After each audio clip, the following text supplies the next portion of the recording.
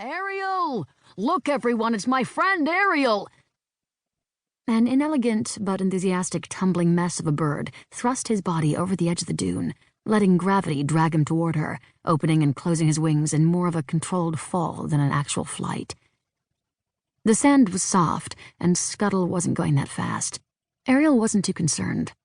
When he finally came to a stop, she knelt down to stroke his head, pulling her hand back at the last moment when she saw several fishtails sticking out of his beak. "Sorry," he said, smacking them back in and down his gullet. "Sorry, Ariel, but they were already dead. But I don't like you seeing that." Thanks.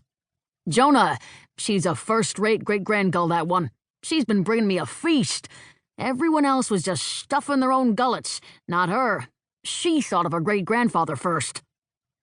He preened his chest feathers and wings to remove any lingering fishy oil. "What's up? You got a lead you need me to check out or something?" "No, I just came here to see how you were doing." She scratched him under his chin, but was distracted by his words. "Aw, that's great, Ariel. That's really nice. I appreciate that." "Scuttle, what feast? What are the gulls stuffing their gullets with? What's going on?" "Oh, you don't know? All the fishing humans are going crazy. Worse than us, if you can believe it. At least that's what they say. Piles of fish for the taking." Ariel took this in, trying to figure out what it meant. Piles of dead fish? That seemed unusual, even for humans. Surely with everything else going on with Ursula, it wasn't a coincidence. What are they, the humans, doing with the piles? "I don't know. Not guarding them very well, I gotta say. You getting any closer to finding your dad? Jonah told me all about the carriage and Ursula and everything." "Nothing yet," Ariel said slowly. "I think I want to go see what's going on before I meet Eric. Where is Jonah? I'd like to get her help." Scuttle turned over his shoulder and squawked. Someone else squawked back. "My boy here says he saw her out over the water, away from the docks. I'll bet she was looking for you." "All right. If I miss her and she comes back here, tell her to meet me back in town." "Will do, Ariel," Scuttle said, giving her a salute. She turned to go. "And, Ariel, thanks for just coming to visit. Not just 'cause you're the queen of the sea and all important and everything. I missed you, Ariel. It was hard, those years when you didn't come to the surface anymore. I completely understand why. You had every reason, but I still missed you." "Oh, Scuttle, I'm so sorry."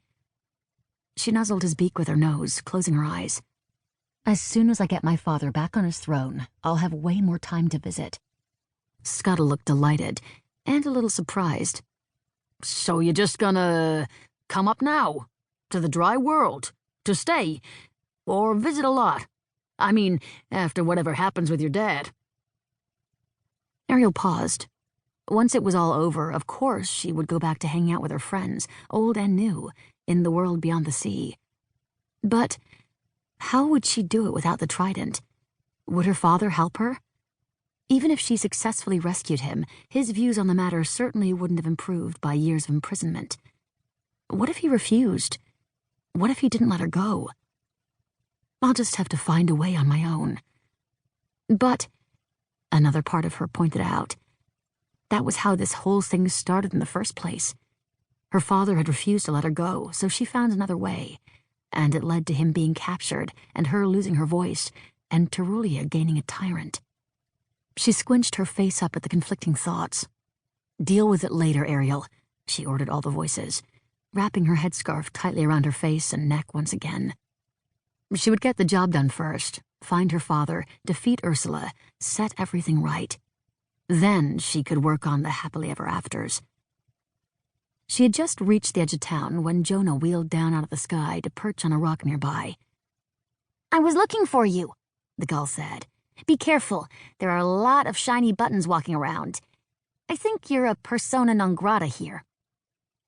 She tried not to look proud of the word she used, but failed badly. "Shiny button? Oh, soldiers. Yes, that's why I... Wait, how did you recognize me?" She had to push the headscarf fully out of her face to see the gull clearly at all. "I can spot half a sardine carcass sticking out of a flower pot a quarter mile away," Jonah answered. I'm a gull. Ariel smiled.